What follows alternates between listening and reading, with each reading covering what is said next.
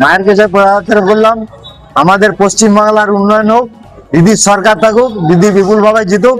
আমরা দিদি বিপুল ভাবে জিতা মানে আমাদেরও জিতা। আমরা এটা বলতে পারি পশ্চিমবাংলা যেভাবে চলছে এর থেকে ভালোভাবে আগামী দিনে চলবে। মানুষ শান্তিতে। অন্যদিকে দেখছি বিজেপির যে সমস্ত প্রার্থীরা এই রাজ্যে এসে বলে তারা মা কালীর পুজো শুরু করেছে। আগে যেখানে দেখা যেত তারা হনুমান মন্দির কিংবা শ্রীরাম মন্দিরে যেত, মা কালীর মন্দিরে কেন যাচ্ছে? এদের হয়তো ধারণা বদলেছে। আগে জয় শ্রীরাম বলে পরে এরা স্টার্ট করতো। জয় শ্রীরাম কারো ব্যক্তিগত সম্পত্তি নয়, এটা সব মানুষের এই সম্পত্তি। যে দেবতা কারো ব্যক্তিগত হয় না, এরা ধর্মের ভাবে ইউজ করছে। কিন্তু এরা ভাবছে মা কালী মা দুর্গা করে পরে এখন ক্ষমতায় আসবে। ওরা দিবা স্বপ্ন ওদের, ওরা দেখতেই থাকুক। দিদি বিপুল ভাবে 250 সিট নিয়ে পর ক্ষমতায় আসবে। আমরা পশ্চিম বর্ধমানে 9 সিট বিপুল ভাবে জিতে পরে আমরা দিদিকে উপহার দেবো। প্রতিদ্বন্দ্বী আমি দেখুন, যেভাবে আমি 2023-এ নির্বাচনে আমি লড়াই করেছিলাম জেলা পরিষদে, তখনও আমাকে এই প্রশ্নটাই করা হয়েছিল। আমি প্রতিদ্বন্দ্বী কিন্তু খুঁজে পাইনি। সিপিএমও যা সামান্য কিছু ভোট কম পেয়েছিল, বিজেপির সঙ্গেও ডিফারেন্স খুব বেশি ছিল না। 8000 কিছু ভোট বিজেপি পেয়েছিল আর 5500 কিছু ভোট সিপিএম পেয়েছিল। আমি পেয়েছিলাম 17000+ ভোট। তো 9200 কত ভোটে আমি জয়লাভ করেছিলাম আমার 49টা বুথের মধ্যে।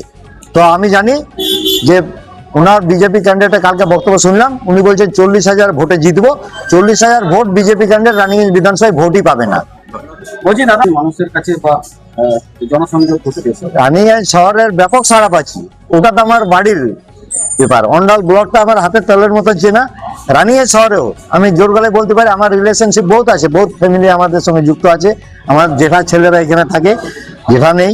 কিন্তু আগামী দিনে যে আমরা ভাই গেলে আমার যে পরিবার, যেটা তৃণমূল পরিবার, সেই পরিবারকে আমি রানিগঞ্জের বুকে এমনভাবে প্রতিষ্ঠিত করতে চাই যে পরিবারই আমার ভাই বলুন, দাদা বলুন, রিলেশন বলুন, সব কিছু আমাদের। আমরা চাই এই পরিবার নিয়ে করে আমরা রানিগঞ্জের বুক থেকে আমরা এইবারে রানিগঞ্জের যে একটা বদনাম ছিল টাউনের, যে আমরা মাইনাস হয়ে যাই, এটা প্লাস করে পরে আমরা দেখি। কোন বিষয় ইস্যু নিয়ে রাজনৈতিকের হাতিয়ার প্রকার আমাদের মেন উন্নয়ন দিদির হলো কর্মসূচি হলো উন্নয়ন, মানুষকে পরিষেবা দেওয়া। দিদির যে সোশ্যাল ইয়েগুলো আছে ওরামগুলো আছে প্রতিটা পরিবারের প্রতি, যাতে আমাদের কর্মীরা দায়িত্ব সহকারে তাদের বাড়ির উন্নয়নের জন্য তাদেরকে পরিবারগুলোকে যুক্ত করে, এবং এতেই উন্নয়নই মেন উন্নয়ন। তারপর তো রাস্তাঘাট যানজট আছে, এটা আগামী দিনে আমরা বিধানসভায় যেভাবে তুলতে পারবো। আশা করি আমার রানিগঞ্জের সমস্যাগুলো আস্তে আস্তে সমাধান হবে। একটা ধস সমস্যা বিশাল আছে, ওটাও আগামী দিনে সেন্ট্রাল গভর্নমেন্ট মানে পশ্চিমবাংলাকে মানে অন্য চোখে দেখে। এরা কি বলবো, যে এরা দেখাতে চায় যে এই রাজ্যটা আমাদের থেকে বিরূপ।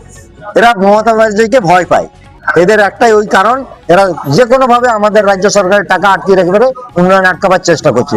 কিন্তু দিদি নিজের সাধ্য মতো চেষ্টা করে পারে, মানুষের পরিষেবাতে যুক্ত আছে। এবং আগামী দিনে দিদির কর্মসূচি আরো বাড়বে। আর 2029-এ বিজেপিকে দেশ থেকে ক্ষমতাচ্যুত করে করে আগামী দিনে ভারতবর্ষের উন্নয়ন ব্যাপক হারে হবে, তার সঙ্গে আমার পশ্চিমবঙ্গের উন্নয়ন। আজকে আমরা যে বোঝা করার জন্য আসলে আমরা কিন্তু একটা লড়াই অবতীর্ণ হয়েছি। যে লড়াই তৃণমূল কংগ্রেসের বনাম বিজেপি লড়াই নয়। মাথায় প্রথমে ঢোকাতে হবে, তৃণমূল কংগ্রেস বনাম বিজেপি লড়াই নয়। এটা বাংলাকে বাঁচানোর লড়াই, বাংলার সংস্কৃতিকে বাঁচানোর লড়াই, বাংলা ঐতিহ্যকে বাঁচানোর লড়াই। যারা বারবার যে অপশক্তি, যে সন্ত্রাসবাদী শক্তি, যে হিটলারি শক্তি বারবার বিভিন্নভাবে বাংলা এবং বিশেষ করে পশ্চিমবাংলার উপর আঘাত আনার চেষ্টা করছে। বিভিন্ন জায়গায় আমরা দেখছি বাংলায় যে সমস্ত মানুষরা কথা বলে বা বিভিন্ন জায়গায় বাংলার ন্যায্য পাওনা আটকে দিয়ে বাংলাকে কিভাবে ষড়যন্ত্র করে পিছিয়ে দেওয়া যায়। কারণ এরা ভালো করে জানে বাংলা যদি সামনের দিকে এগোয় তাহলে আগামী দিনে আমাদের প্রতি টনমন হয়ে যাবে। কারণ ইতিহাসেও আমরা দেখেছি যে সময় গোটা ব্রিটিশরা ভারতবর্ষে গোটা দেশে রাজত্ব করতো, সেই সময় যা ছিল একমাত্র তারা সেই সময় বাংলাকে ভয় করতো। কারণ বাংলা থেকে প্রথম আওয়াজ উঠেছিল। আজকের দিনেও বিজেপি ভয় করছে বাংলাকে, তাই বাংলাকে অপদস্থ করার চেষ্টা করছে। তাই এই লড়াই তৃণমূল বনাম বিজেপি আমি বলবো না, এই লড়াই বাংলাকে আগামী দিনে এগিয়ে নিয়ে যাওয়ার লড়াই, বাংলায় অপমান যারা করছে তার প্রতিশোধ নেওয়ার লড়াই। এই লড়াইয়ের প্রত্যেককে ঐক্যবদ্ধ হবে।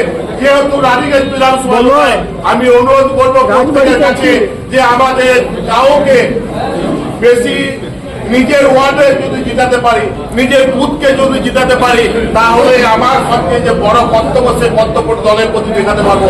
তা আমি অনুরোধ করব, যদি আমি আমাকে লিডার মনে করি, আমার সেই ওয়ার্ডের বাসিন্দা আমি হই, যে ওয়ার্ডের বাসিন্দা হই, যদি আমি নিজেকে বড় লিডার মনে করি, আমি কাউন্সিলর হই, এমএমআইসি হই, তাহলে আমার ওয়ার্ডকে প্রথম লিড দিতে হবে।